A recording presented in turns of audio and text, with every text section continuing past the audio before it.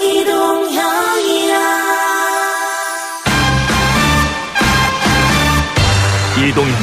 뉴스 정면 승부. 이동형의 뉴스 정면 승부.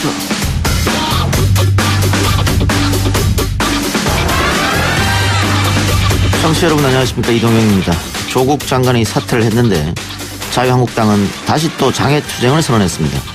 나경원 원내대표는 이른바 10월 항쟁에 나서겠다고 했는데요. 그 내용 들어보겠습니다. 10월 항쟁은 지금부터 시작입니다. 위선과 무능, 독재 열차를 멈춰 세워야 합니다. 장기 집권 사령부, 공수처 절대 불가합니다. 조국이 사퇴한 지금이야말로 대한민국과 민생을 정상화하기 위한 국정 대전환의 적기입니다. 청래당에서 이 이야기 짚어봅니다. 정치적 이유 때문에 누군가가 여기 들어갔는지 저는 윤석열 총장이 여기 들어가 있을 거라고 짐작합니다. 업무보고, 대통령 업무보고하고 만들 때 참여하셨던 분이 지금 대검 반부패부장으로 계십니다. 그분한테 차관님이 소상히 물어보면 돼요. 예, 경위를 확인해서 따로 보고를 드리겠습니다. 법무부 국정감사에서 검찰이 여러 해 동안 이른바 검사 블랙리스트를 만들어 관리했다는 주장이 제기됐습니다. 정체가 뭘까요? 법정 서유기에서 알아봅니다. 지난 10월 고 유치준 님이 40년이 지나서야 동반민주항쟁 관련 사망자로 공식 인정되었습니다. 그동안 국가가 피해자들의 고통을 돌보지 못했던 시간이 너무 길었습니다. 유신독재의 가혹한 폭력으로 인권을 유린당한 피해자들 모두에게 대통령으로서 깊은 위로와 사과의 말씀을 드립니다. 부마 민주항쟁이 40년 만에 국가기념일로 지정됐다는 소식은 저희가 한번 전해드렸죠. 오늘 첫 기념식을 했는데요. 대통령은 여기에서 민주주의를 강조했습니다. 역사학자 한홍구 교수로부터 부마 항쟁을 다시 들어보고요. 다음에 짧게 알릴레오 성희롱 발언 논란과 관련해서 장용진 기자와 전화 연결하겠습니다.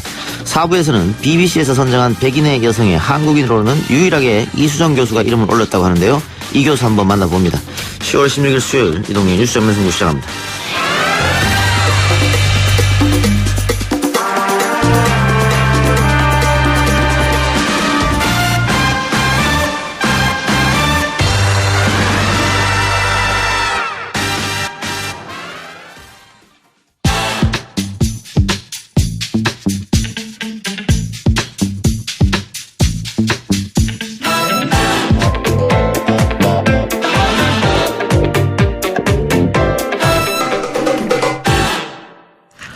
더불어민주당 마포울 지역위원장 정청래 전 의원 나왔습니다. 어서 오십시오. 네, 안녕하십니까. 정청래입니다. 정치권 이야기 해봅시다.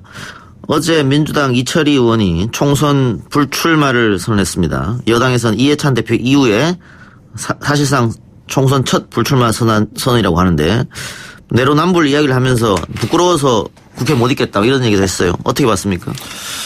국회의원을 하는 내내 모든 국회의원들이 느끼는 게 사명감을 가지고 예. 하고 있는데 그것이 이제 사리사욕으로 비춰지고 또 본인은 진정성이 있다고 그러는데 진정성은 반으로 접혀서 항상 저울질 당하거든요. 예.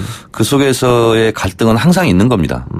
그래서 사명감이 더 크기 때문에 사리사욕이다라고 욕을 먹음에도 불구하고 그냥 가는 거고요.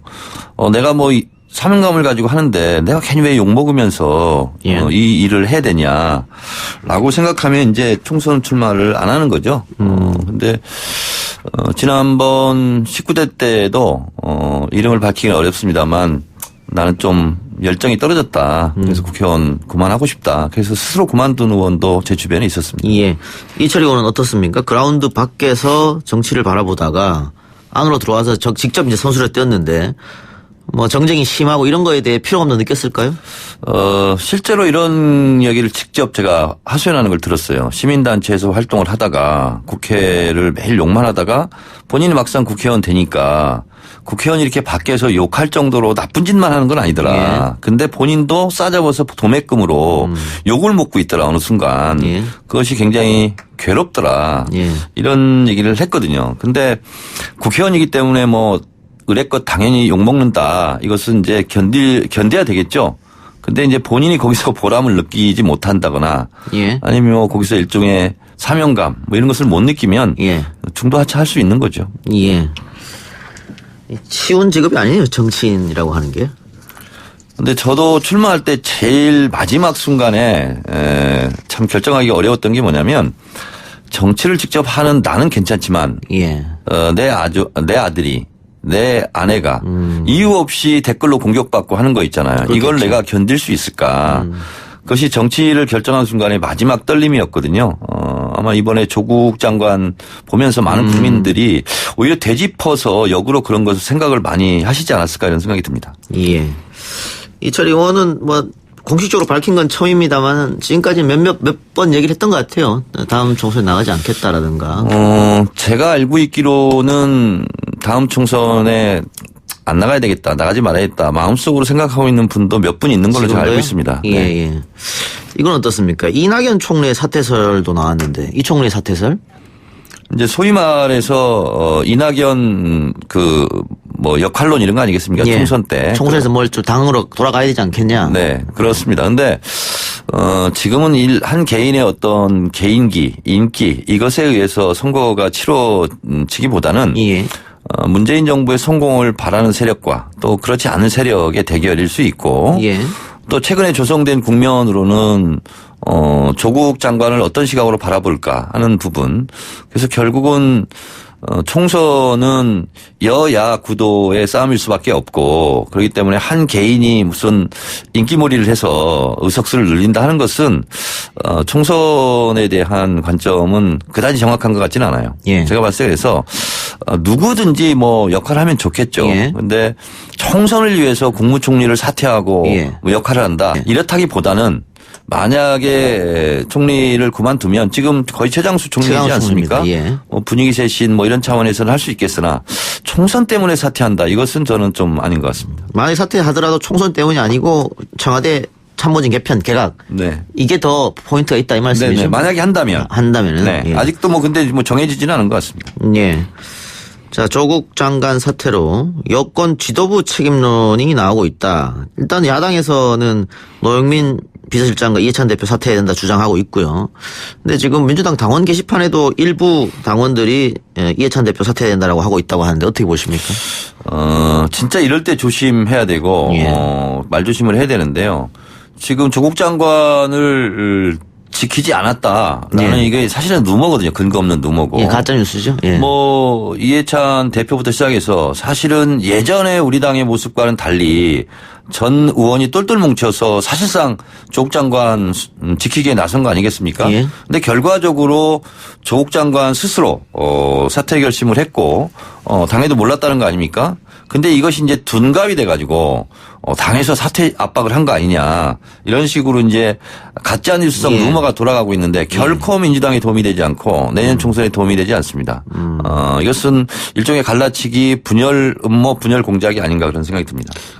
예, 제가 인터뷰한 모든 민주당 의원들도 지금 정 의원님하고 똑같은 이야기를 하더라고요. 네. 그런데도 불구하고 당원 게시판에 그런 글이 나오는 이유는 뭡니까?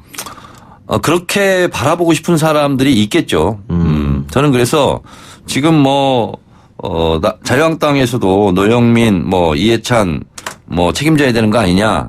근데 그냥 의뢰껏 야당에서는 주장할 수 있는데. 예. 그 민주당 의원이라든가 민주당 지지자들이 거기에 부하내동할 필요는 없는 거죠. 예. 자유한국당이 지금, 조국 전 장관 사퇴를 주장하다가, 다시 대규모 장애 집회를 열기로 했다고 하는데, 일단 자신들이 요구했던 조국 장관 사퇴를 했지 않습니까? 예.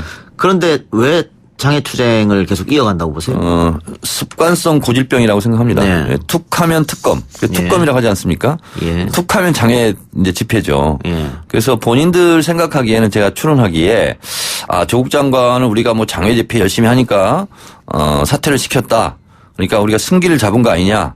여기서 멈출 수 없다. 더 밀어붙이자. 그러면 문재인 대통령도 백기투항할 거 아니냐. 이런 오버싱킹을 할 수는 있겠다는 생각이 들어요. 예. 근데 지금 조국 장관이 어쨌든 스스로 사퇴를 하지 않았습니까? 그런 면에서 봤을 때 조국 장관이 그 사퇴 결심을 잘했다 하는 것이 대다수 국민들의 지금 여론이지 예. 않습니까? 그런 면에서 봤을 때 조국 장관이 국민들이 원해서 사퇴를 한 거 아니겠어요? 예. 그런데 거기다 대고 다시 또 상처에 소금 뿌리듯이 하는 것은 결코 총선을 앞두고 있는 이 시점에서도 자유한국당에 도움이 될 일은 아니라고 봅니다. 그러니까 자유한국당에서는 승기를 잡았으니까 밀어붙여서 총선까지 한번 가보자 이런 생각인 것 같은데 방금 정전 의원도 살짝 이야기했습니다마는 이게 잘못하면 역풍이 불 수도 있거든요.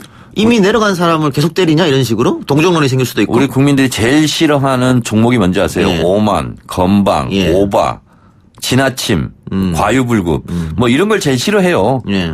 자유한국당으로서는 방향을 잘못 잡은 것 같습니다. 그러니까 지금 자유한국당 당내에서도 역풍을 조심하자 이런 얘기 있는 것 같은데 일단은 강성의 목소리에 묻힌 것 같습니다. 자유한국당 이런 말 할까 좀 걱정했었어요. 조국 장관이 국민의 뜻을 받아들여서 사퇴한 것을 환영한다. 앞으로 여야가 민생 문제에 머리를 맞대고 국가의 난국을 극복하는데 야당으로서 협력하겠다. 저는 이렇게 말할까 봐 걱정했었어요. 그렇게 하면 지지율은 더 올라갈 것이다. 올라가죠. 네. 그래요. 알겠습니다. 어떻게 되는지 좀 지켜보도록 하죠. 자, 조국 전 장관의 입지는 어떨까요? 뭐 본인은 정치하지 않겠다. 뭐 대권은 말도 안 된다라고 하고 있습니다만 지금 정례 여론조사 하는 거 보면 대권 후보로 올라와 버렸어요. 이런 거죠. 나무는 가만히 있으리 하나 바람이 불면 가지가 흔들리게 돼 있죠. 예. 그래서 어찌됐든 본인은 절대 지금 그런 생각 못 할 겁니다. 예, 그렇겠죠. 그리고 서울대 교수 복직 신청을 했고 예. 그래서 조용히 이제 강단에 들어가서 강의를 할 생각을 하고 있을 텐데 우리 야구를 보면 이 작가도 야구 잘 알잖아요. 예. 하다 보면 강판이 당하고 예. 또 등판을 하게 돼요. 경기 흐름에 따라서. 그래서 그것은 아무도 모르는 일이다. 뭐 미래를 지금 저희가 뭐 점치기는 어렵습니다만은 지금 상황에서 당장 내년 총선에 그 조국 등판은 좀 불가능할 것 같기도 합니다. 뭐 가족 문제도 있고. 저는 그것도 그렇지 않다고 보는 것이 예. 예를 들어서 조국이 나와야 민주당의 부울경의 득표력에 도움이 된다. 예. 라는 요구가 있다면 다시 말해서 국민 소환이 있다면 거기에 또 버티기 하면서 안 나가겠다 예. 할 재간도 없는 겁니다. 왜냐하면 조국 장관은 이미 어떻게 보면 문재인 정부의 상징적인 존재가 됐고 예. 본인이 나가서 총선에 뛰는 것이 문재인 정부 성공에 도움이 된다. 예. 라는 나름대로의 분석과 판단이 선다면 예. 또 안 나가는 것도 문제거든요. 근데 아직 수사 중이고 또 재판이라는 게 남았는데 뭐 재판에서 면죄부를 받는다면은 상관없겠습니다만 그렇지 않는다면은 또 그것도 걱정거리가 많이 나갔습니다. 부부가 유별하고 자기 책임의 원칙이라는 게 있어요. 지금 조국 장관에게 뭐 밝혀진 혐의라든가 범법 사실은 현재까지는 없어요. 네. 그렇기 때문에 부인이 뭐 예를 들어서 재판을 받고 있다. 남편은 총선 출마 자격이 없다. 이런 법적 조항이 없어요. 다만 국민들이 그 당시의 민심, 판단 이런 것이 중요하겠죠. 예. 박지원 의원도 내년 총선에 출마할 가능성이 있다. 조국 전 장관이 이렇게 얘기했는데 비슷한 의견이신 거 아니에요? 사실은 이거는 하나만 한 얘기예요. 배고프면 밥 먹어야 되고 해는 동쪽에서 뜨고 서쪽으로 진다는 것처럼 출마할 수도 있고 안 할 수도 있다. 이건 뭐 그냥 하나만 한 얘기죠. 알겠습니다. 바른미래당 얘기 한번 해볼까요? 비당권파 좌장인 유승민 의원이 자유한국당 황교안 대표를 만날 용의가 있다. 그리고 조건부 뭐 합의라고 그럴까요? 탄핵을 인정하라. 그러면 합칠 수 있지 않느냐. 뭐 그런 것 같아요. 총선 때마다 나타나는 공식, 수학 공식 같은 게 있죠. 이 당으로 나가서 절대적으로 떨어질 수밖에 없다. 그럼 그 당으로 나가지 않죠. 그리고 좀 자존심 상하고 좀 면이 깎이더라도 당선될 가능성이 있다. 그럼 그 방법과 그 길을 찾게 돼 있죠. 총선이라는 것이 구도 싸움인데 일려다야. 이 구도로는 특히 3번당, 4번당으로는 당선될 가능성이 없지 않습니까? 그래서 사실상 그래서 민평당도 깨진 거예요. 바른미래당도 그렇게 해서 지금 깨지고 있고 암중무색을 하고 있다. 지금은 절대 자유한국당과 통합하지 않는다라고 얘기하지만 할 생각이 없으면 그 말도 저는 하지 않는다고 봐요. 그래서 총선 임박할수록 땡기는 힘이 있다. 그러니까 현실적으로 3번이나 4번 번호를 달고 선거를 치렀을 때 거대 정당들을 이길 수 없다 이 말씀이죠. 그러니까 총선 때 보면 예를 들면 정의당 같은 경우는 내가 떨어지더라도 우리 당의 득표율을 위해서 살신성인해야지 하고 출마하는 경우를 제가 많이 봤어요. 근데 정의당을 제외하고는 내가 이번 나가서 떨어지더라도 이름 알려야지 하는 시인들 말고는 떨어질 게 분명한데 그 당으로 나가고 싶겠습니까? 예. 예, 그래서 제가 봤을 때는 일각에서는 뭐 15%만 나오면 선거비 보존되기 때문에 나갈 수 있다. 예. 뭐 바른미래당 일각에서 주장하는 분도 있었습니다만 예. 저는 천부당 만부당은 일이다 이렇게 봐요. 예. 그리고 또 최근 여론조사 유승민 의원한테 좋지 않게 또 나왔기 때문에 그것도 아마 영향이 좀 있었을 것 같은데. 그러니까 유승민 의원조차 예. 바른미래당이 간판으로 될 수 있겠습니까? 더군다나 TK 지역에서 예. 답은 나와 있어요. 예. 그래서 나는 대한민국 조국과 민족 역사를 위해서 대한민국 민주주의 발전을 위해서 자유한국당이 절대 돼서는 안 된다. 그렇기 예. 때문에 나는 떨어질 걸 각오하고 바른미래당으로 나가겠다. 이런 사명감이 이런 역사의식이 유승민 의원한테 있을까요? 예. 그런데 바른미래당 호남 출신 의원들이 있지 않습니까? 이분들이 자유한국당에 들어가긴 어려울 것 같은데요? 못 들어가죠. 예. 네. 그거는 이제 자폭의 길이니까.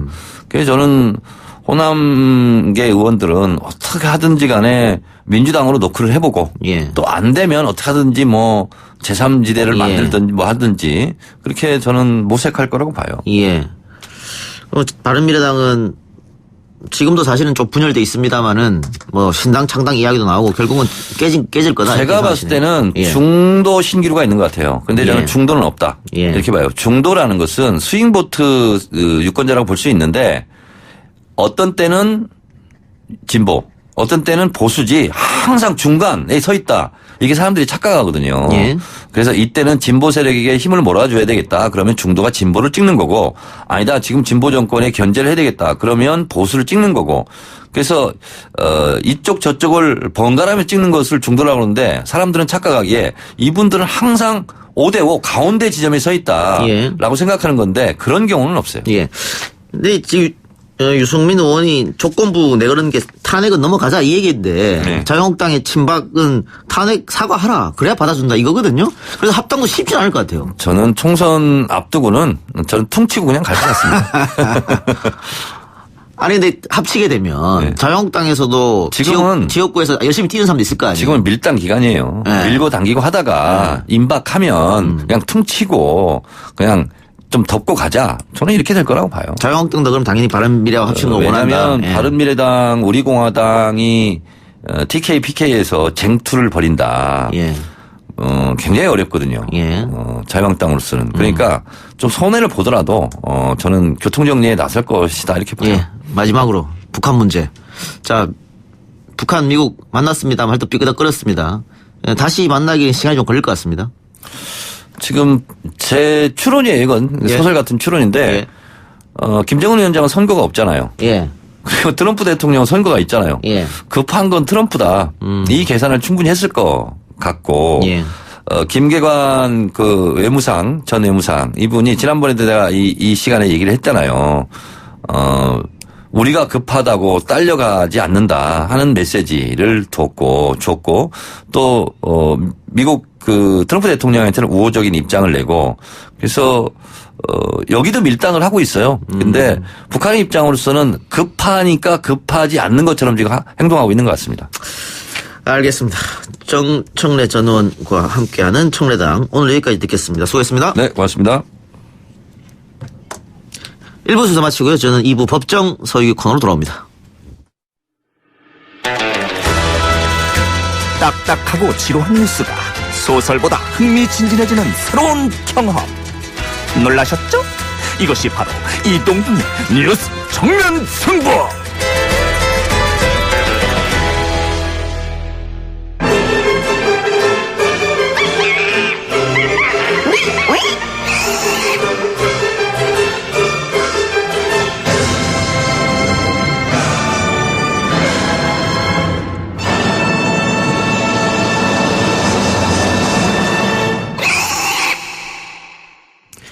예, 법정 서유기 코너입니다. 서기호 변호사, 신유진 변호사와 함께합니다. 어서 오십시오. 안녕하세요. 예, 두 분을 위해서 만든 코너인데 중간중간 빠져가지고 완전 채는 오랜만입니다. 오랜만인데 네.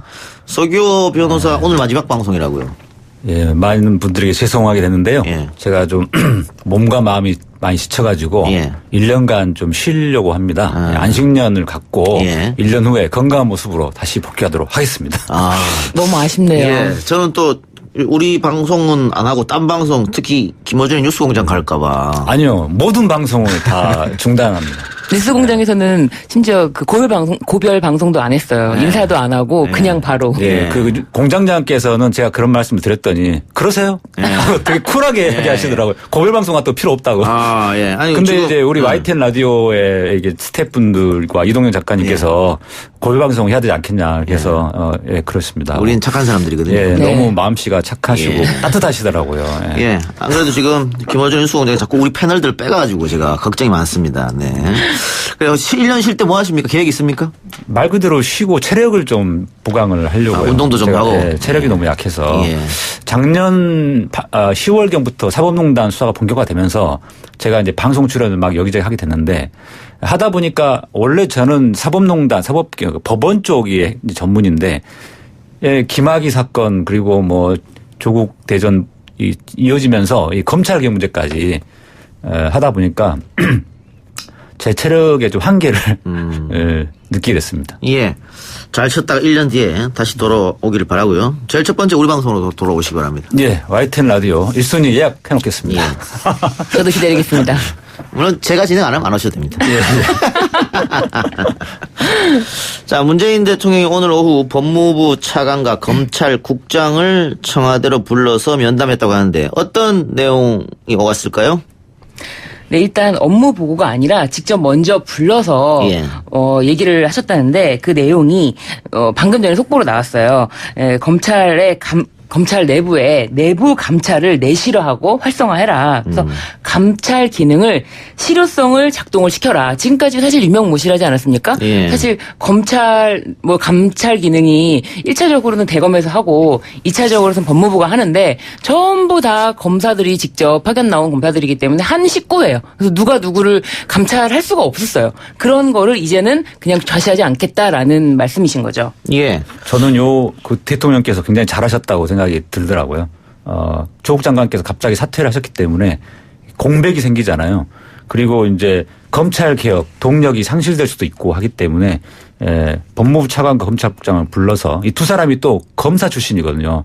그러니까 검찰을 향해서 니네 딴 생각 품지 마 뭐 이런 어떤 메시지를 주신 게 아니냐 이런 생각이 듭니다. 예. 조국 장관이 없어도 검찰 개혁은 계속된다. 아마 이런 메시지인 것 같은데요. 검찰도 오늘 그 조 전 장관 사퇴 이후 첫 공식 입장을 내놨다고요? 어떤 내용이었습니까? 네, 검찰청에서도 변화와 개혁을 바라는 국민의 엄중한 뜻을 경청한다고 하면서 법무부와 협의해서 인권보호 수사규칙을 마련하겠다라고 했습니다. 그래서 외부 인권 전문가 중심으로 구성된 인권위원회를 설치해서 인권보호 수사 시스템을 갖추겠다라고 합니다. 예, 지금 법무부 장관이 공석 상태인데 일단은 아마 청와대 생각은 김호수 법무부 차관 체제로 당분간 간다 이런 생각인 것 같아요. 네, 아무래도 인사청문회하고 청와대 검증을 거치려면 시간이 한 달 이상은 소요되기 때문에 좀 어쩔 수 없는 부분이고요. 예. 그리고 검찰에서 이제 어떤 메시지를 발표했는데 저는 이럴 때마다 사실 믿음이 안 가요. 예. 검찰은 항상 입에 발린 말, 되게 듣기 좋은 말만 항상 해왔거든요. 법과 원칙에 따라 우리는 엄정하게 법을 집행하고 있는 것일 뿐이다. 뭐 이런 이야기 했잖아요. 뭐 이번에 한 이야기들도 뭐 자기들도 검찰 개혁 열심히 하겠다는 건데 예. 이런 이야기들은 맨날 해왔습니다. 검찰에서. 예. 과거에도 검찰이 자정작용 또 스스로 개혁하겠다 몇 번 얘기했는데 안 지켜졌다. 그런 불신이 지금 있는 것이죠. 원래 자기 조직을 자기 스스로 어느 조직이든지 스스로 개혁하기 어렵거든요. 왜냐하면 자기 권한을 내려놔야 되는데 그게 어렵기 때문에. 근데 검찰은 더더욱 심하거든요.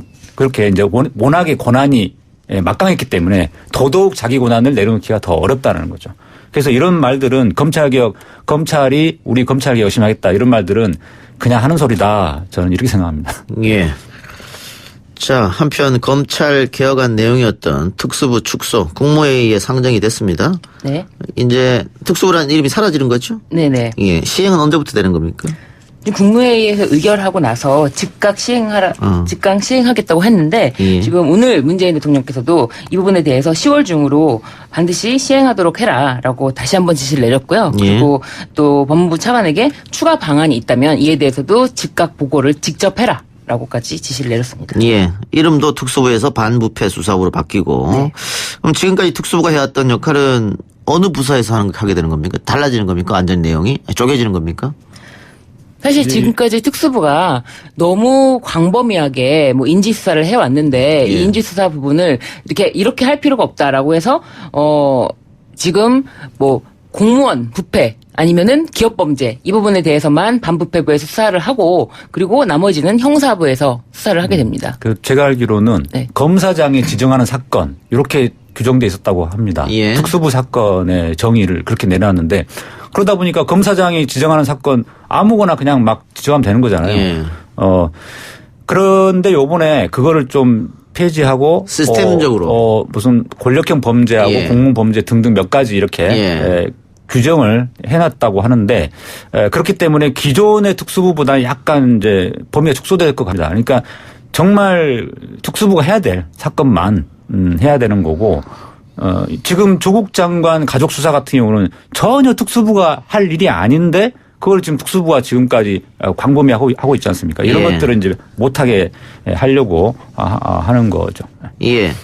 특수부 축소 파견검사 폐지 이게 시행이 되면은 그 대규모 인사가 나올 수 있다 이런 얘기도 나오던데 맞습니까? 네, 대규모 검사장 인사가 단행될 것이라는 관측이 나오고 있는데요. 아무래도 뭐 이제 검찰 개혁안이 시행되려다 보면은 뭐 이런 뭐 인사가 필요하겠죠. 예. 그리고 오늘 대검찰청 감찰부장에 판사 출신인 한동수 변호사가 임명됐는데 한동수 변호사는 어떤 사람이에요? 네, 한동수 변호사는 충남 서산 출신으로 서울법대를 졸업하고 1992년 34회 사법시험 합격했고요. 예. 1998년 전주지법 판사로 임관해서 2014년 3월에 변호사로 이제 역할을 바꿨고요. 그렇기 때문에 지금 판사 출신, 그러니까 검찰 출신이 아닌 판사 출신이 임용되는 것이 3년 6개월 만에 있는 일입니다. 예. 지금 이 전님도 사실 검찰 출신인데 네, 그렇습니다. 판사 출신을 임명했다. 이것도 네. 청와대에서는 이 검찰 개혁의 일환으로 아마 그렇죠. 보고 있는 것 같습니다. 네네. 근데 감찰부장은 어떤 자리입니까? 구체적으로 어떤 일을 하는지 좀 궁금하네요. 검사들에 대한 이제 감찰을 이제 1차적으로 하는 곳이죠. 그래서 굉장히 중요한 자리인데 과거에는 이 자리를 검사들이 차지하다 보니까 제 식구 감싸기로 계속 흘렀다. 그럴 수 있겠죠. 예. 그래서 판사 출신이나 다른 검사 출신이 아닌 사람으로 해야 된다. 이런 이야기들이 오갔었고 사실 그 전에도 이준호라는 분이 이제 판사 출신 그분도 한번 감찰을 한 적이 있었거든요. 근데 문재인 정부 하에서는 이제 이걸 이 자리가 굉장히 중요하기 때문에 그동안 많이 물망에 오르신 분들을 이렇게 조촉해 왔는데 마땅한 분이 없어가지고 그동안 좀 공석이 좀 됐었다가 요번에 이제 자리를 메꾸게 됐습니다. 예. 조국 전 장관이 인사 건의했던 분이죠. 예. 네. 그러니까 검찰 내부에 있을 비리나 비위나 이런 문제점들 그것들을 만일 검사 출신이 또 1차적으로 감찰을 하게 되면 결국은 좀 봐주기가 있을 수 있고. 그렇죠. 예. 그냥 넘어갈 수 있는 것도 있기 때문에 네. 판사 출신을 임명했다 이렇게 보면 네. 되겠네요. 알겠습니다.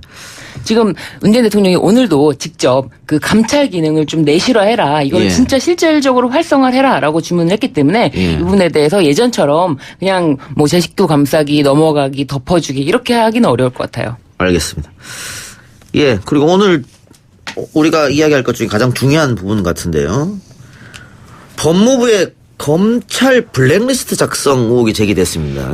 이게 쉽게 얘기하면 검찰이 검사들의 블랙리스트를 만들어 놓고 승진을 갖고 이제 이것을 딜했다는 거 아니겠습니까? 그러니까 잘못 보이면 승진 안 시켜주고 이런 식으로 네. 검사들이 블랙리스트 작성했다고 하는데 이 사실로 드러난다면 상당한 파장이 예상되는 거거든요. 일단 설명이 좀 필요할 것 같습니다. 네, 오늘 더불어민주당 이철희 의원이 국회 법사위 법무부 국정감사에서 집중 관리 대상 검사 관리 지침이라는 법무부 내부 문건을 공개했습니다.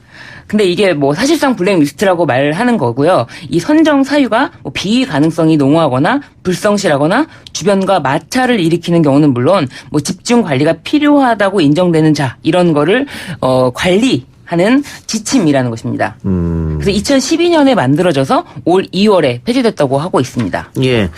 근데 박근혜 정부에서 만들었던 블랙리스트 그것도 대한민국 검찰이 수사를 했지 않습니까? 네. 근데 알고 보니까 자기들도 그러면 블랙리스트를 만들어서 이렇게 했다. 네. 상당히 문제될 것 같은데요. 그 시점이 보면 2012년 6월 제정됐다는 거니까. 예. 그 무렵이 보면은 법원에서도 이제 블랙리스트 작성되기 시작했던 그 무렵이거든요. 예. 그리고 그 시점이 박근혜 후보가 대통령 후보로 당선이 아니라 그 당시에 이제 새누리당 후보로 이제 확정되던 시점. 예, 그러니까 사실상 2012년 12월 달 대선에서 박근혜 후보가 대통령을 당선될 가능성이 높아지는 그 시점인데 참 묘하게 그게 다 맞아떨어집니다. 검찰에서도 블랙리스트가 만들어진 시점과 법원 내에서도 블랙리스트 만들어진 시점. 그러니까 박근혜 정부는 이미 들어서기 전부터 김기춘을 중심으로 해가지고 블랙리스트로 온 사회를 지배하려고 했던 것이죠. 예. 그러니까 지금 선정 사유를 보면 비위 가능성이 농후한 경우 혹은 상관의 명령을 정당한 이유 없이 거부하는 경우 혹은 불성실하거나 주변과 마찰 일으키는 경우 혹은 기타 사유 이렇게 돼 있는데 네. 이렇게 되는 사람은 블랙리스트에 올리겠다는 거잖아요. 네. 이렇게 하면 당연히 정치적으로 악용될 수 있는 것이고 조직을 위해서 개인을 희생시키겠다 이 말밖에 안 되거든요. 네, 그렇죠. 이게 지금 검사 동일체 원칙이죠. 검사 예. 동일체 원칙이라고 해서 검사는 뭐 검찰총장을 정점으로 해서 하나의 유기적 조직체다라는 그 말, 그 상명하복. 그래서 아예 그냥 하나의 몸처럼 움직이려면은 뭐 모든 거를 다 검찰수장인 검찰총장이 다 직접 지시를 내릴 수가 있어야 된다. 이런 뜻에 일맥상통하는 거죠. 예. 그래서 지난 정권 때 뭐 조금 이상하게 좌천됐다 하는 사람들, 네. 여기 올라가 있는 거 아니냐 뭐 이런 주장도 나오고 있는데 네. 문제는 이 규정이 만들어질 당시에 이 실무에 참여한 검사가 한동훈 검사, 지금 네. 대검 부패부장, 네. 더 큰 문제가 될 텐데 이철희 의원이 이 문제를 제기했지 않습니까? 네네. 법무부에서 뭐라고 답했습니까? 여기에 대해서? 법무부에서는 뭐 취지는 알겠지만 추상적인 것 같다. 그래서 경위를 파악해서 보고하겠다. 그리고 명단이 실제로 있는지 그런 보고 여부는 개인적 인적 사항이 오픈되는 것이기 때문에 검토해보겠다. 이렇게 답변을 했습니다. 예. 검찰 반응도 나왔습니까 혹시? 검찰에서는 블랙리스트는 없다. 뭐 그런 건 존재하지 않는다라고 반응을 했죠. 네, 검찰에서는 항상 답변이 이런 일이 있으면 이제 근거 없다. 그런 적 없다. 뭐 피의사실 유출, 유포 뭐 그럼 우리는 유출한 적 없다. 항상 이게 뭐 오리발내미잖아요. 이번에도 마찬가지죠. 그런데 법무부 측의 답변에 따르면 이 지침이 실제로 2012년에 만들어진 건 사실이고 예. 지난 2월에 폐지됐다. 여기까지는 사실이란 말이에요. 그럼 이 지침에 따라서 당연히 관리가 된 게 당연한 상식이죠. 그럼 그 관리 명단이 있다면은 그 관리 명단을 보게 되면 알게 되겠네요. 그렇죠. 명단도 있을 텐데 이제 그 명단을 다 이제 없애버렸겠죠. 근데 법원도 심지어 법원조차도 블랙리스트가 있을 정도였으니까 박근혜 정부, 이명박 박근혜 정부 하에서 당연히 있을 거라고 예상이 되는 건데 왜 검찰 블랙리스트는 이제서야 이게 드러났냐. 그걸 생각해보면 그냥 이건 추측인데 검찰이 그만큼 내부 단속을 예. 철저히 하는 것이고 예. 배신자에 대해서는 이제 철저히 응징하는 그런 곳인데 그러니까 요거를 누군가가 제보했을 거 아니겠어요? 예. 근데 이 제보가 이제서야 나온 거죠. 그러면은 뭔가 검찰 개혁 분위기가 이제 형성될 것 같으니까 이제서야 조금 이제 안심하고 이 제보도 나온 게 아니냐. 예. 그만큼 그 전까지는 이런 것을 제보할 수도 없을 정도로 내부 분위기가 완전히 폐쇄적이고 철저하게 통제됐었다라는 것이죠. 검찰이라는 곳이. 예. 이게 사실로 드러난다면 정말 후폭풍이 상당할 텐데 일단 네. 법무부에서 알아본다고 했으니까 좀 기다려보죠. 네. 사실 사법농단 자체도 사법부에서 그 판사들이 직접 먼저 밝힌 거 아닌가요? 그러니까 사법농단의 경우는 이탄희 판사가 예. 처음으로 이제 외부적으로 공개를 하게 된 건데 이탄희 판사가 그렇게 하기 전까지는 아무도 이제 수시하고 있었던 거였죠. 알겠습니다. 좀 지켜보고요. 검찰이 오늘 정경심 교수를 6번째로 소환했는데 자 이제 조국 전 장관이 사퇴를 했기 때문에 과연 검찰이 정경심 교수를 언제쯤 신병을 처리할 것이냐 여기에 쏠려 있는 것 같습니다. 계속해서 부르고 할 수는 없는 노래 아니겠어요? 네.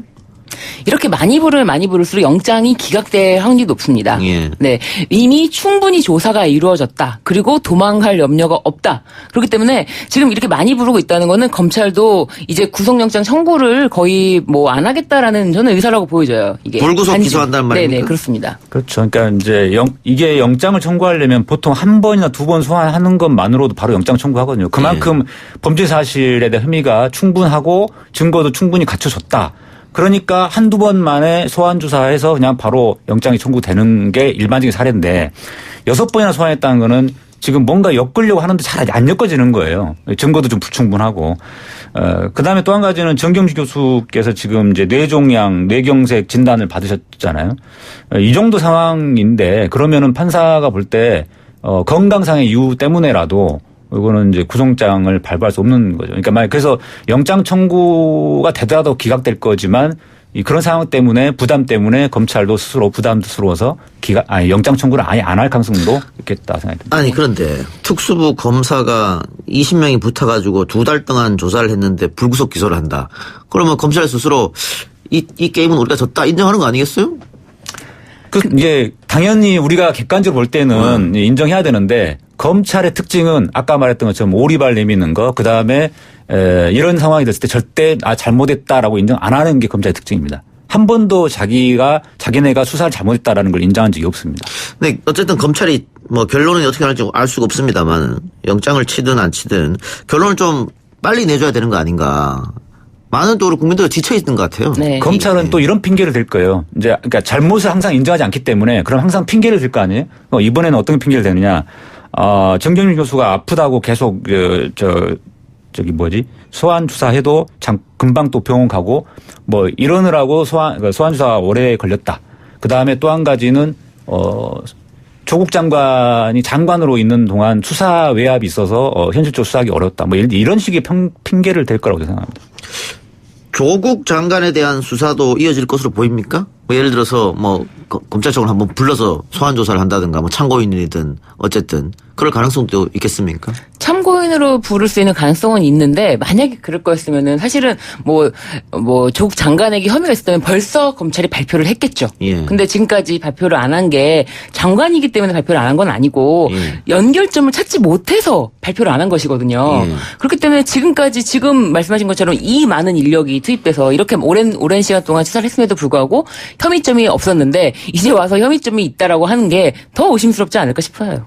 예. 예, 그렇습니다. 이게 원래 공범이라는 게 지금 정경준 교대에서는 거의 사모펀드 관련해서는 공범이잖아요. 공범으로 지금 조사하는 거잖아요. 예. 근데 공범이라는 게 어떤 조직의 대표자 또는 뭐 국정원장처럼 조직의 대표자 그런 위치에 있는 사람이라면은 이제 공범으로 엮기가 좀 쉽지만은 정경준 교수는 말 그대로 교수로서 사모펀드에 투자했던 투자자인데 이 투자자를 갖다가 공범 연관하는 건 원래부터 어려웠던 것입니다.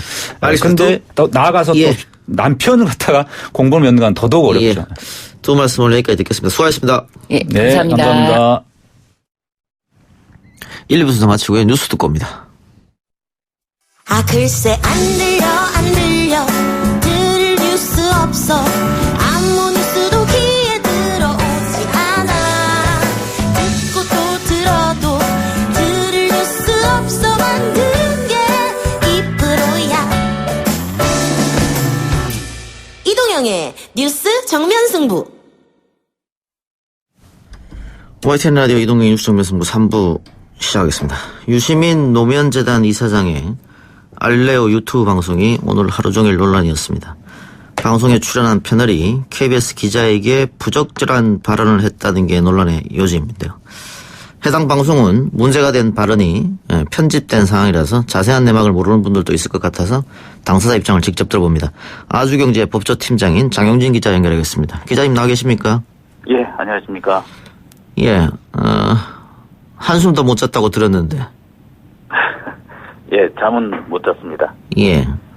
일단, 어제 방송을 하면서 방송 마지막 부분에 사과를 하셨죠? 네, 했습니다. 유시민 이사장도 사과를 했고, 그리고 따로 네. 지금 유시민 이사장이 페이퍼로 사과문 올렸고, 네. 장영진 기자도 페이스북으로 사과를 했죠? 예, 그랬습니다. 또 그와 별개로 회사에 있는 분들한테도 따로 또 사과를 했습니다. 당사자한테는 사과했습니까? 당사자한테는 어제 제가 전화를 걸었는데 전화가 연결이 안 됐고요. 그래서 일단 문자를 제가 보냈습니다. 그리고 알릴레오 측에서는 어제 밤 10시경에 직접 당사자한테 전화를 걸어서 사과 의사를 전달한 걸로 제가 들었습니다. 유시민 이사장이 직접 전화했습니까? 유시민 이사장이 직접 전화했는지는 제가 확인을 못했고 알릴레오 측인 건 확실히 제가 알고 있습니다. 예. 그래서 어쨌든 사과를 했습니다만 오늘 하루 종일 그 문제로 좀 시끄러웠거든요. 네, 그렇습니다. 예. 본인이 어떻게 사과를 했는지 내용을 좀 말씀해 주시기 바랍니다. 모르는 분들도 계시기 때문에. 네, 좀 말씀드리기가 상당히 조심스럽습니다. 이제 제가 제 머릿속에 있는 생각만을 했었는데 그것이 그 여성분들한테 그 비하나 혹시 모욕적으로 들릴 수 있다는 생각을 제가 미처 못했던 부분이 있었습니다. 예. 제가 저는 기자 초년생부터 그 기자는 또 다른 성이라고 들었습니다. 그러니까 남자, 여자 기자가 있다 이렇게 했고 남녀의 구분이 없다라고 했었습니다. 그래서 예. 따로 어떤 이성의 구분을 두는 것이 아니라 남자 기자든 여자 기자든 똑같이 쓰는 표현을 가지고 말을 했는데 그것이 다른 사람 특히 방송을 통해서 나가면서 아주 잘못된 인식으로 전해줄 수 있고 모욕감을 느끼는 사람이 많았던 걸로 제가 확인을 했습니다. 그 점 제가 모자랐던 부분이고 저의 불찰입니다. 예. 그런데 사과를 뭐 어쨌든 3번씩은 하셨으니까요. 그 KBS 알릴라오에서 하려고 했던 말들이 있지 않습니까? 아마 KBS 보도 행태에 대해서 조국 장관과 관련해서 그렇죠. 문제점이 좀 있다. 그 부분을 이야기하기 위해서 장 기자가 그 방송에 출연했고 그 부분에 대해서 이야기를 많이 했잖아요. 근데 지금 모든 언론은 그 이야기는 전혀 하지 않고 있거든요. 그러니까 네. 이 건으로 다 덮어버렸어요. 네. KBS 측에서도 자신들의 이야기는 하지 않고 이 문제를 하고 있는데 뭐 그건 어쨌든 다른 언론에서 물타기를 했던 어쨌든 장 기자가 잘못한 부분이 있기 때문에 장 기자는 뭐라 할 수 없을 테고. 예, 제 책임입니다. 예, 알겠습니다. 그럼 장 기자가 하려고 했던 이야기들, KBS의 보도의 문제점, 그 부분은 원래 장 기자가 내일 우리 프로에 나오기로 돼 있잖아요. 그렇습니다. 내일 와서 이야기합시다. 예, 제가 내일 상세하게 말씀 전해드리겠습니다. 예, 알겠습니다. 예, 갑작스럽게 청취자분들께 이렇게 좀 좋지 않은 모습 보여드려서 죄송합니다. 예. 이 자세한 건 내일 얘기를 하기로 하고요. 예. 오늘 뭐 사과를 여러 번 했다고 하니까, 당사자가 전화가 안 됐다고 하는데 다시 한번 해보시기 바랍니다. 네, 알겠습니다. 고맙습니다. 예. 내일 뵐게요. 네, 내일 뵙겠습니다. 예.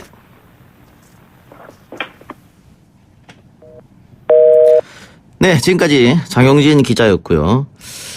자, 바로 전화 인터뷰 또 하나 가겠습니다. 일단 인서트 하나 있는데 듣고 올까요? 1979년 10월 16일 마침내 불꽃은 치솟았다. 우리들의 불꽃은 바람에 펄럭이는 깃발되어 거리와 골목, 교정과 광장에서 민중의 손에 들려 노동자와 농어민, 도시 빈민과 진보적 지식인, 학생들의 손에서 거대한 불꽃으로 불기둥되어 하늘을 찌르며 타올랐다. 우리들의 죽음을 무릅쓴 항쟁은 자유와 민주주의와 민족 통일, 자주와 평화를 위한 꺼지지 않는 영원한 불꽃이어야 한다. 우리들은 우리들의 투쟁을 결코 잊어서는 안 된다. 역사의 현장, 민중의 절대한 힘을 하나하나 찾아내 역사의 기록으로 남겨야 한다. 민주투사 만세.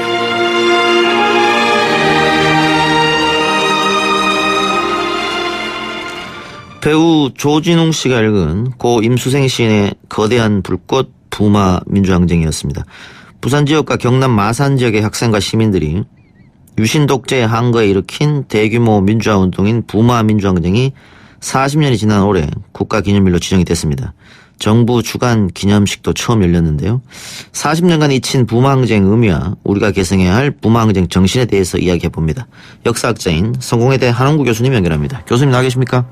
예, 안녕하십니까? 예, 오랜만에 뵙겠습니다. 예.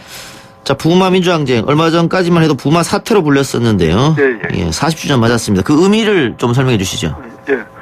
우리가 3.1운동 이제 올해 100주년이잖아요. 예. 그리고 또 20세기 후반에 4대 민주항쟁을 거쳤습니다. 예. 4월 혁명, 부마항쟁, 광주항쟁, 그리고 6월 항쟁을 거쳐서 이제 촛불대까지 이어졌는데, 그 20세기 후반에 4대 민중항쟁 중에서 부마항쟁이 제일 좀 잊혀졌다고 할까요? 예. 네, 그렇습니다. 이번에 드디어 뒤늦게 그 국가기념일로 지정이 돼서 정말 그 다행이라고 생각합니다. 예. 방금 말씀해줬던 4대 항쟁, 4.19, 부마, 그리고 5.18, 6월 항쟁. 그 5.18에서 너무 많은 희생자가 나왔고, 우리 현대사에 씻을 수 없는 아픔을 줬기 때문에 상대적으로 네, 그렇죠. 그 연도가 가까운 부마항쟁이 조금 이렇게 홀대받았다 그럴까요? 그런 의미가 있는 것 같은데요. 그런 의미도 있고요. 또 하나는 그 이제 너무 빨리 그 승리가 끝났기 때문이지만, 예. 부마항쟁은 좀 뭐랄까요, 그 처음에 목표했었던 것보다 더 많이 나아갔죠. 예. 그러다가 이제 그게 광주에서 역습을 당해서 이제 잊혀졌는데, 이 부마는 승리한 항쟁이 됐고, 광주는 한이 맺힌 항쟁이 됐고, 그리고 이제 80년대를 들어오면서 살아있는 독재자하고 싸우다 보니까 이미 죽은 독재자를 상대로 싸웠었던 부마항쟁은 잊혀지고, 그 전두환이 계속 집권하지 않았습니까? 80년대 내내. 그 전두환과 싸우기 위해서 광주가 전면에 부각이 됐었던 거죠. 예. 교수님, 한홍구 TV에서, 부마 민주항쟁 특집 강의를 몇 번 했다고 하는데, 부마항쟁에 이렇게 목소리 내는 특별한 이유가 있습니까? 아니요, 너무, 잊혀진 것 같아서, 우리 역사에서 차지하는 중요성이나 의미도 있고요. 그 다음에 또, 이제, 제가 그때 대학교 2학년이었어요. 광주는 3학년 때고, 그래서, 젊었었던 시절에 그걸 이제 겪었었던 게 생생하게 기억이 나는데, 이 부마항쟁은, 갑자기 계엄령이 터진 거죠. 이제 부산에서는 5년 동안에 그 시위가 없었는데, 마른 장작이 잘 탄다고 한번 폭발적으로 그렇게 일어나니까 5만 군중이 참여를 했고요. 근데 저는 이게 한국형 이 대규모 집회나 시위가 이렇게 폭발적으로 터지더라고요. 3.1운동도 아무도 예상하지 못했지 않습니까? 그리고 4월 혁명도 그렇고, 그 부마, 광주, 6월 항쟁, 그리고 촛불에 이르기까지 그 일반인들이나 전문가들의 예측을 뒤엎고 민중들이 이렇게 터져 나오는데요. 이게 또 70년대 민주화운동을 이렇게 가만 들여다보면은 주로 학생이나 지식인 종교인들이 주로 했었거든요. 근데 부마항쟁이 이르러서 이것이 진짜 민중항쟁으로 발전한 모습을 보여줬죠. 예. 당시에 1979년에 일어났는데 왜 하필 부산과 마산에서 일어났을까? 어떻게 생각하고 계십니까? 저는 그게 12.6 사건으로 이게 일찍 끝나버렸기 때문에 판이 바뀌었기 때문에 그렇지 사실은 전국적으로 일어날 항쟁이었죠. 아마 김재규가 12.6 사건을 일으키게 된 계기도 김재규가 이제 부마항쟁이 터지고 난 다음에 부산에 직접 내렸단 말이에요. 그래서 이제 상황을 가는 걸 보니까 서울에서 박정희나 이제 많은 사람들이 이거는 김영삼을 잘랐기 때문에 일어났다. 그렇게 축소하려고 그랬는데, 김영삼을 잘랐기 때문에 부산과 마산이 제일 먼저 반응한 건 틀림없지만, 그 사람들이 외치는 구호를 보면은, 이거는 유신체제에 대한 전반적인 거부감, 그리고 또 경제가 그때 엉망이었거든요. 거기 민생 문제에 대한 이 분노와 불만, 이런 게 폭발한 것이고, 잡혀간 사람들도 보니까 학생들이 아니라 일반 시민이 다수였다. 그래서 이거는 김재규가 밀란이라고 썼습니다. 그리고 이 밀란은 전국적으로 일어날 수 있는 현상이다. 이걸 막기 위해서는 이 박정희 대통령이 유신헌법을 고치든지 아니면은 임기를 단축하고 일찍 물러나든지 그런 특단의 조치가 필요하다. 그걸 건의했는데 그게 묵살당했죠. 그리고 박정희는 그 시위가 확산되는 게 뭐가 겁이 나냐. 그 시위가 확산되면은 자신이 직접 발포 명령을 내리겠다. 그렇게 이제 얘기하고, 그 당시에 경호실장으로 실력자였던 차지철은 그까짓 거 저 캄보디아를 보십시오. 300만 죽어도 갔다 오는데 우리도 탱크도 한 100만 밀어버립시다. 이제 이런 극언을 하고 하니까, 이거 그냥 뒀다가는 수천 명 젊은이들이 죽게 되는 이제 상황이 발생할 것 같단 말이에요. 그러니까 4월 혁명 때는 이승만이 발포 명령을 내린 게 아니기 때문에 200명 죽고 끝났지만 박정희가 발포 명령을 내리면은 수천 명이 죽게 되는데 그걸 어떻게 하면 피할 수 있을까? 그런 고민 끝에 나온 게 11.6이었다고 봅니다. 예. 그러니까는 11.6이 만약에 없었다면 당연히 전국적으로 시위가 확산될 것이다.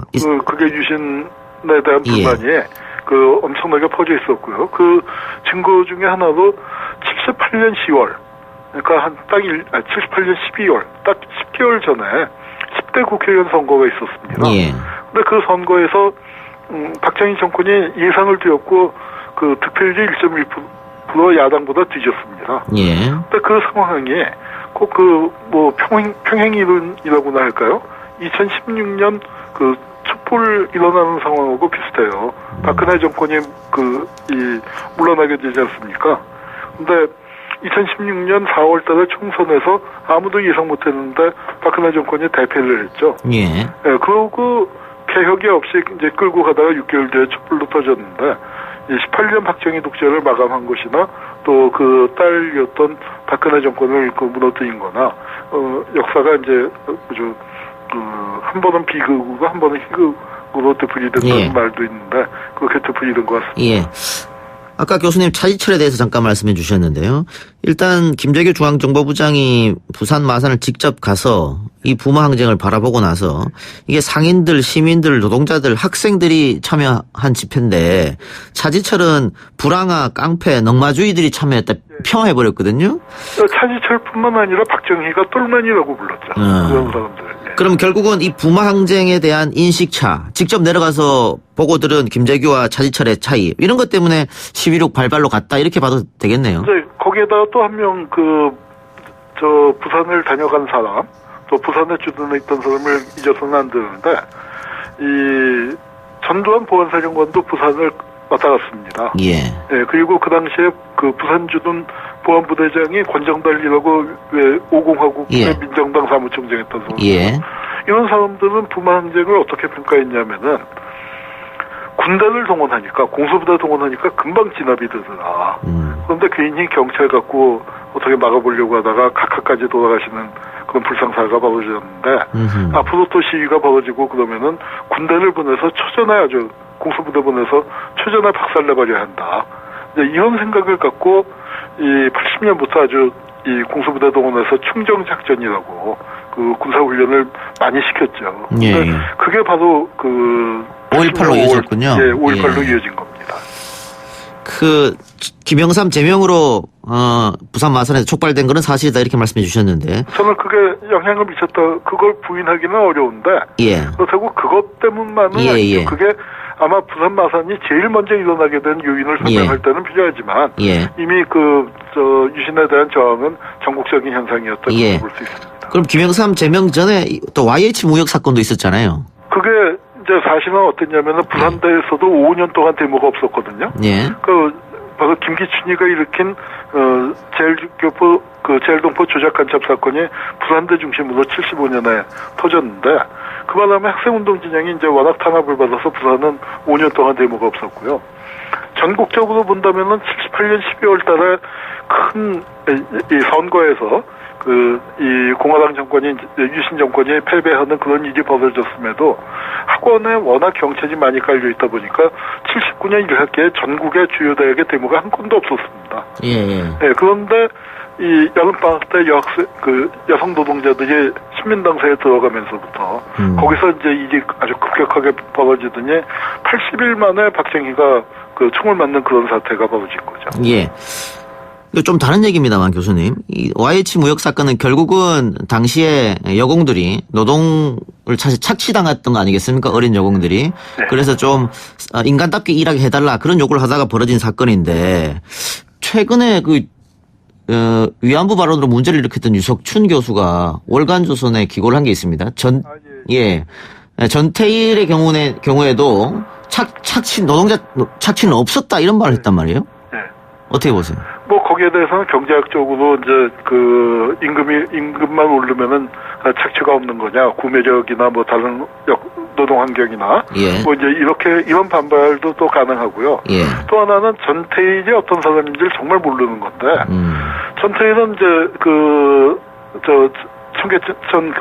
청계피복 그쪽의 재단사니였습니까? 예.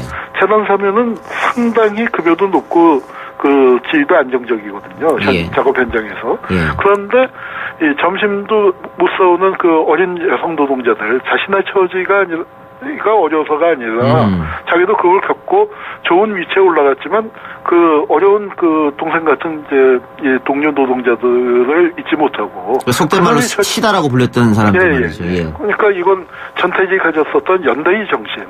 그걸 뭐 자기만 착취한다고 그게 아니죠. 자기만 생각한 게 아니라 전태일이 그런 수많은 노동자들의 아픔을 대변하는 입장에서 그렇게 이제 그런 이 분신을 한 건데 그런 전태일의 연대 정신을 잊어버리고 본인은 착취 안 당했다는 건 정말 상황을 호도한 거라고 할 수밖에 없죠. 예.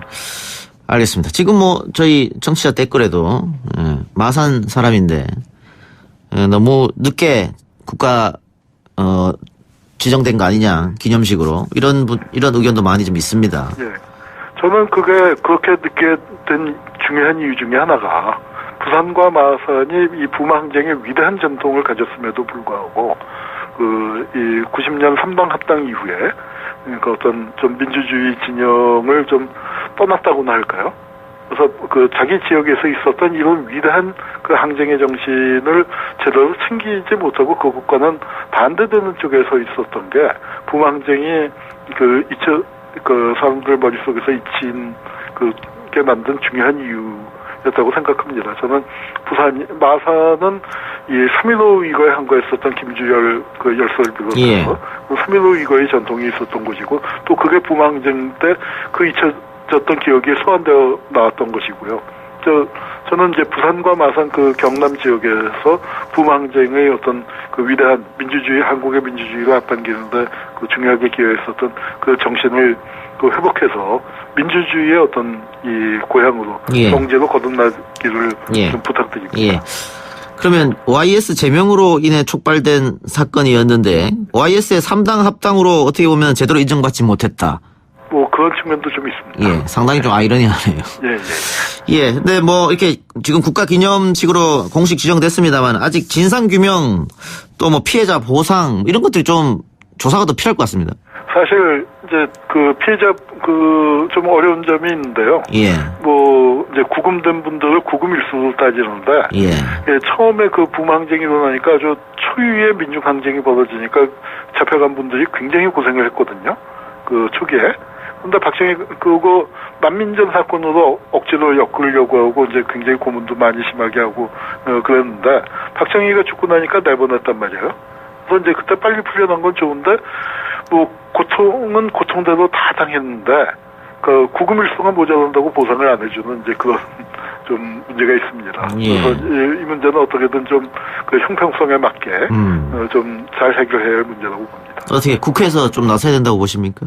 네, 지금 부마항쟁 진상규명위원회가 국무총리 직속으로 만들어져 있는데 거기서 좋은 안을 내서 어차피 이제 그 보상이 되려면은 그 법령에 의거해야 하니까 국회를 거쳐야겠죠. 예, 알겠습니다. 교수님 마지막으로 하시고 싶은 말씀 하십시오. 네, 저는 이제 그 흔히 1980년을 서울의 봄이라고 부르는데 사실 부산 마산에서 시작이 돼서 광주에서 끝났거든요.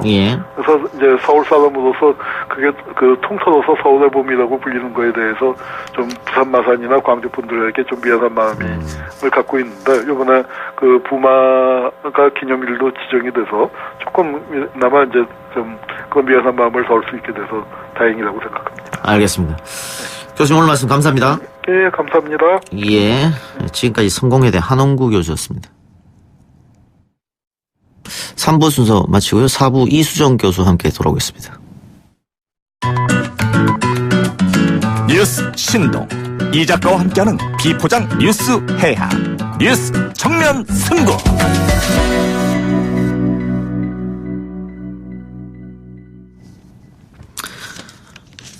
YTN 뉴스 FM 이동희 뉴스 정보승부 4부 시작하겠습니다. 4부에서는 BBC 선정 2019년 100인의 여성의 이름을 올린 경기대 범죄심리학과 이수정 교수 연결해서 사건 사고 이야기해봅니다. 지금 BBC가 올해 전 세계에서 가장 영향력 있는 100인의 여성을 선정해서 공개했는데요. 오늘 공개한 겁니다. BBC는 선정된 여성들은 파괴된 시리아 도시를 재건하려는 건축가에서부터 화성 헬리콥터 프로젝트를 담당하는 나사 매니저까지 다양하다면서 우리에게 2030년의 삶이 어떨지에 대한 비전을 보여준다라고 소개하면서 이수정 교수를 유일한 100인의 여성 중에 유일한 한국인으로 뽑았습니다. 범죄심리학과 교수로 한국에서 화제가 돼서 수많은 살인사건들을 분석해 오고 있으며 스토커 규제법 소개에 힘쓰는 등 법안 마련에도 힘을 내고 있다, 이렇게 소개를 했네요.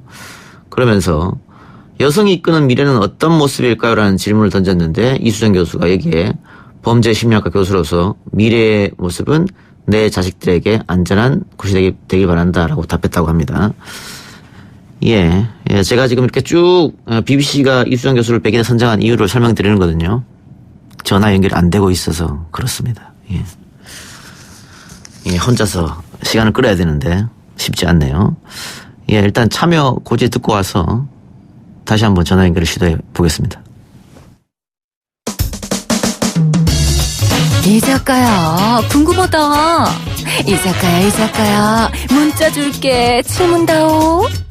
여러분은 지금 웃으며 정보를 입수하고 편안하게 참여하는 이동형의 뉴스 정면 승부와 함께하고 있습니다. 생방송에 참여하고 싶은 분들은 샵 0945, 우물정 0945번으로 단문 50원, 장문 100원의 문자 메시지를 보내주시거나 예스 앱으로는 무료로 참여할 수 있습니다. 지금 바로 보내주세요.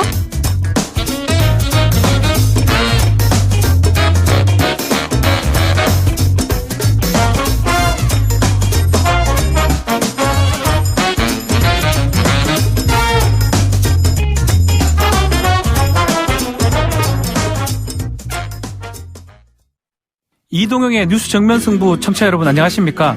이동형의 뉴스 정면 승부에서 기염을 담당하고 있는 이동형의 뉴스 정면 승부 마스코트 박준 변호사입니다. 지금 청취율 조사 기간입니다. 휴대전화나 집전화 꼭 받아주셔야 됩니다. 02로 뜹니다. 어제 라디오 들으셨습니까? 이렇게 얘기하면 침착하고 단호하게 뉴스 아닙니다. YTN 라디오 이동형 뉴스 정면 승부.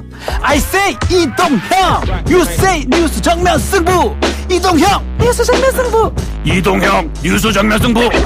지난번에 이동형의 뉴스 라이브 답변하셨다는 분, 이번에 실수 없이 부탁하겠습니다. 여러분의 한 표가 매우 중요합니다. 좀 살려주세요. 꼭 좀 부탁합니다. 이동형의 뉴스 정면 승부. 우리 모두 지금은 이동형의 뉴스 정면 승부를 듣고 있습니다. 이동형이야. 지금까지 이동형의 뉴스 정면 승부, 이동형의 뉴스 정면 승부 마스코트 박준이었습니다.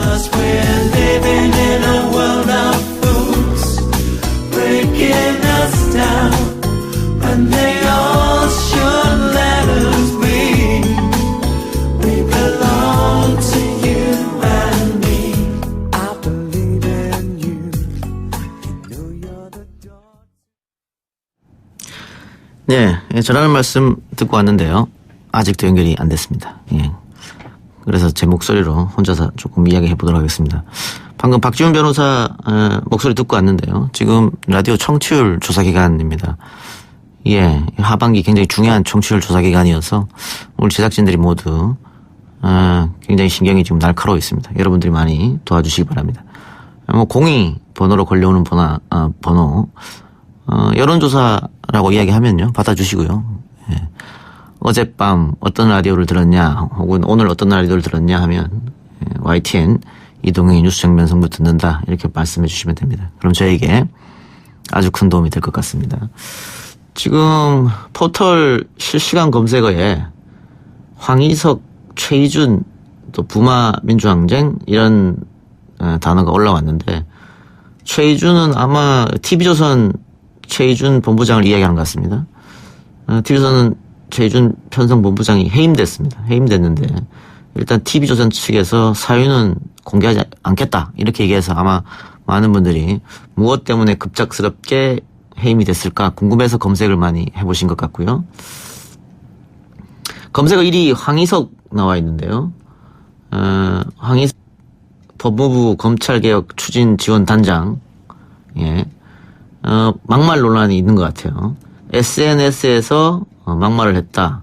소위 말해서 자유한국당 전신이죠. 뭐 새누리당 욕설하지 않았느냐. 뭐 이걸로 지금 문제가 되고 있는 것 같습니다. 그래서 본인도 사과하고 계정은 삭제했다고 합니다만 역시 SNS가 주는 명암 중에 암이 아닐까 합니다. 네, 이수정 교수 연결이 됐네요. 교수님. 네, 안녕하세요. 예, 교수님 때문에 제가 5분 동안 상당히 힘들었습니다. 아이고, 죄송합니다. 자, 네. 일단 BBC 선정 100인의 여성의 이름을 올린 것 축하드립니다. 네, 고맙습니다. 예, 한국인으로는 유일하게 이름을 올렸는데 네. 왜 선정됐는지 이야기 들으셨습니까? 사실은 제가 그 과정을 잘 알고 있지는 못하고요. 예, 네, 예. 그쪽에서 이제 선정이 됐다는 연락을 받고 그리고는 그 기준이 뭐냐고 제가 여쭤봤더니 이제 여성이라는 점에 좀 더 그 중점을 뒀다. 그러니까 기존에 이제 여성들이 진출하기 어려운 영역에서 이제 활동을 하는 사람들 위주로 선정이 됐다. 이렇게 말씀을 하시더라고요. 네. 예. 그 언론 보도를 보니까 스토커법 소개에도 힘쓰는 등 법안 마련에도 애를 쓰고 있다 이렇게 돼 있던데 지금 스토커법이 제대로 안 돼 있죠? 네, 여성단체와 함께 여러 번 이제 스토킹 방지법을 만들기 위한 노력들을 했고요. 예. 국회의원들도 관련해서 이제 공청회 등을 통해가지고 입법 발의를 하신 분들이 많이 계시고요. 예. 앞으로 또 다시 시도를 하게 될 것 같습니다. 될 예. 때까지 해야 될 걸로 보입니다. 예. 잘 안 되는 이유가 있을까요? 이제 스토킹이라는 게 정의가, 범죄로서 처벌을 하려면 요건이 정확해야 되는데, 그게 예. 이제 정의하기가 좀 어렵다는 그런 측면이 있고요. 그리고는 이제 아주 사소한 폭력이라는 인식이 굉장히 널리 이제 있다 보니까, 다 사소한 잘못을 한 사람까지 다 범죄자화를 하는 거냐, 이런 종류의 문제 제기도 있습니다. 그러니까 피해자들이 느끼는 그 공포나 일상생활에서의 제약, 이런 것들에 대해서 제대로 이제 공감대가 형성이 안 됐다, 이렇게 봐야 되겠죠. 예. 알겠습니다. 사건 사고 이야기를 좀 넘어가지요. 전 남편을 살해한 혐의로 기소된 고유정에 대한 5차 공판이 열렸는데 고유정이 오른손에 난 상처가 방어흐느냐, 그러니까 막다가 벌어진 상처냐 아니면 공격흐느냐, 찌르다가 벌어진 상처냐, 이걸로 공방이 이어졌다고 하는데요. 네, 방어흔과 공격흔은 일단은 법의학 분야에서는 비교적 감별이 가능하다, 이렇게 이야기를 하는 내용들이고요. 예. 방어흔은 이제 막다가 이제 발생하는 거니까 보통 손가락 사이, 엄지손가락과 검지손가락 사이, 얘는 사실 방어흔이 생기기가 매우 어렵습니다. 예. 그런데 이제 공격흔 같은 경우에는 직선으로 들고 이제 여러 번 굉장히 그 들어가기 힘든 물체를 찌르는 방식으로 직선으로 이제 흉터가 남다 보니까 지금 이제 의사들 입장에서는 이게 공격흔에 훨씬 더 가깝다, 이런 이야기를 하는 것으로 보입니다. 예. 전문가들, 그러니까 법의학 교수들이 공격흔에 가깝다 이런 얘기를 했다는 것이죠. 네. 예. 고유정은 수박 자르려다가 성폭행 당할 뻔해서 어쩔 수 없이 우발 범행을 저질렀다, 이렇게 지금 주장을 되풀이하고 있다고 하는데. 네. 이거는 결국은 형량을 낮추기 위한 작전이다, 이렇게 보시는 거죠? 네, 그럴 개연성이, 그러니까 내가 피해자다, 예. 방어 목적의 공격이다, 이렇게 이제 일종의 방위 목적이다라는 걸 주장을 하는 것으로 보이는데요. 예. 그런데 이제 그 문제는 성폭행 피해를 당하는 상황에 대한 어떤 전형적인 진술이라는 것을 요즘은 굉장히 많은 지식들이 이제 축적이 됐습니다. 왜냐하면 해바라기 센터나 이런 것들이 생기면서 성폭력 피해자들에게 발생하는 여러 가지 피해 상황이 어떻게 구성이 되는지, 하는 부분에 대해서는 나름대로 재판부도 또 검찰도 나름의 지식들이 축적이 되어 있기 때문에 지금 예를 들자면 만약에 피고인이 뭐 그 피해를 당했던 그 순간에 피해자와 가해자의 어떤 뭐 그 신체적인 접촉이 있을 수가 있잖아요. 예. 그런 부분에 대해서 굉장히 두리뭉실하게 진술을 한다면 예를 들자면 뭐 엎치락 뒤치락 뭐 이런 종류의 이제 용어를 쓴다면 이건 사실 구체적인 진술이라고 보기 어렵습니다. 예. 네, 그런 종류의 이제 아주 구체적이지 않은 진술을 현재는 하고 있을 가능성도 있어 보입니다. 그러다 보니까 잘 받아들여지지가 않는 거죠. 네. 알겠습니다. 그 재판부에게 받아들이기도 어렵다 이런 말씀이고요.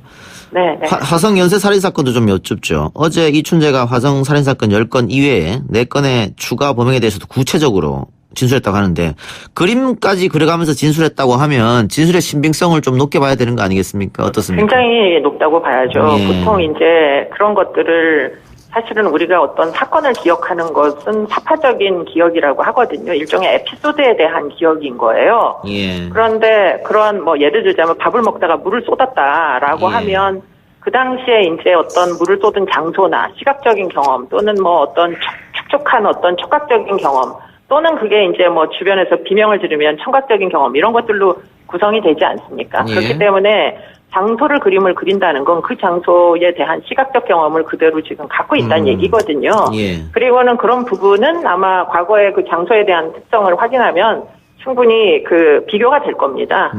그렇기 때문에 지금 전혀 개연성이 없는 진술이 아니라고 판단을 하는 거죠. 예. 꽤 오래전에 발생한 사건이지만 범죄자는 아마 그 기억을 다 하고 있을 것이다, 정확하게. 그렇죠. 예. 근데 지금 이춘재가 자백한 거 보면 또 사건을 일으킨 거 보면 굉장히 어린 소녀부터 연세 굉장히 많으셨던 할머니까지 이렇게 범행 대상으로 삼았거든요. 네. 어떻게 봐야 할지 모르겠습니다, 저는. 그러니까 지금 뭐 과학적인 성 도착이라고는 볼 수 있어요. 그리고는 여성의 물품에 대한 어떤 집착 같은 것도 보이고 있고요. 예. 그런데 지금 이렇게 피해자 연령이 다양하다는 것은 어떻게 보면 소아성애가 딱히 있었던 것 같지는 않다. 이런 얘기가 되면서 동시에 그 어떤 강간살인에 대한 욕망이 피해자의 연령을 가리지 않을 정도로 굉장히 심화가 됐다. 그래서 심지어는 8살 아이까지 건드릴 수밖에 없는 뭐 어떻게 보면 사건을 반복해가면서 일종의 뭐 멈출 수 없는 충동, 뭐 중독이라고도 볼 수 있는 그런 지경에 이른 게 아닌가 하고 추정해 볼 수가 있겠습니다. 예. 화성 사건은 해결이 어려울 것이다. 이런 게 전문가들의 이야기였는데 어쨌든 해결이 됐습니다, 이제. 네. 이렇게 되면 또 하나의 장기 미제 사건, 이영호 군 유괴살인 사건. 이 건은 어떻게 될 것인가 또 관심이 가질 수밖에 없거든요. 네. 지금 이 건도 경찰이 들여다보고는 있죠. 네, 지금 아마 첨단 수사 기법을 한번 활용해 보자 이런 이제 그 상황인 것으로 보이고요. 예. 목소리 샘플은 아주 많이 있습니다. 지금 그 사건과 연관돼서. 그 유괴범의 목소리입니까? 그렇습니다. 네, 유괴범의 목소리 샘플이 많기 때문에 그 소리를 또 목소리를 분석하는 그런 기술들이 또 최근에 많이 발달을 했거든요. 그 중에는 이제 인공지능을 이용하는 기술도 있을 수가 있습니다. 뭐 예를 들자면 어떤 사람이 하는 이야기로 그 사람이 어떤 사람인가를 추정해 볼 수 있는 억양도 있을 수 있고요. 사투리가 결국은 억양일 수 있는 거고요. 그리고는 이제 사용하는 어휘 같은 것들도 사람들마다 사용하는 방식이 다릅니다. 그리고는 지금 뭐 존댓말을 쓰는 방식이랄지 이런 것들이 상당 부분 이제 어떤 그 대화 속에서 분석할 수 있는 지표들이 틀림없이 존재할 것으로 추정이 됩니다. 그런 것들을 이제 뭐 첨단 기술로 한번 분석을 해보겠다 이런 얘기로 보입니다. 근데 분석하려면 비교 대상이 있어야 되지 않습니까? 대조군이? 네, 그런데 이제 그 당시에 뭐 한 가지 가능성은 지금 그 대화를 했던 내용이 수일간 걸쳐서 정말 많은 대화 내용이 있거든요. 근데 그 내용을 보면 이영호 군의 가정사에 대해서 굉장히 많은 지식을 갖고 있는 듯한 그 내용들이 있습니다. 그러면 결국에는 가족의 이제 어떤 구성 방식을 잘 알고 있는 사람들은 사실 주변에 밖에 없잖아요. 그러니까 그들의 목소리 샘플이 만약에 뭐 20년 전이라면 어떻게 시뮬레이션이 될 건가 뭐 이런 식으로 그건 이제 30년도 더 된 사건입니다. 91년도 사건이니까. 그렇기 때문에 이제 그런 식의 AI를 이용한 지금 시뮬레이션을 여러 방식으로 한번 해보겠다 이런 얘기를 들립니다. 알겠습니다. 교수님 오늘 말씀 여기까지 듣겠습니다. 네, 고맙습니다. 예, 고맙습니다. 이른바 조국 전국으로 국론이 분열됐다는 이야기가 많습니다. 실제로 광화문과 서초동에서 대규모 집회가 이어졌고 이는 대의 정치가 아닌 광장 정치다라는 논란도 있었습니다. 결국 조국 장관은 스스로 자리에서 물러났고 대통령은 송구스럽다면서 유감을 표명했습니다. 그렇다면 이제 정치권이 해야 할 일은 무엇일까요? 갈라진 국론, 또 정치 피로나 정치 혐오에 빠진 국민들의 마음을 달래면서 민생에 집중하는 행보를 보여야 하는 것이 당연한 일일 것입니다. 그런데 자유한국당이 다시 한번 장애투쟁을 선언하면서 거리로 나서겠다고 합니다. 이런 행동이 나라와 국민에게 과연 도움이 되겠습니까? 오랜만에 올라온 지지율로 인해 들뜬 기분은 이해합니다만 지지율에 취하는 순간 언제나 역풍이 불 수도 있다는 것을 명심하기 바랍니다. 오늘 방송 마치겠습니다.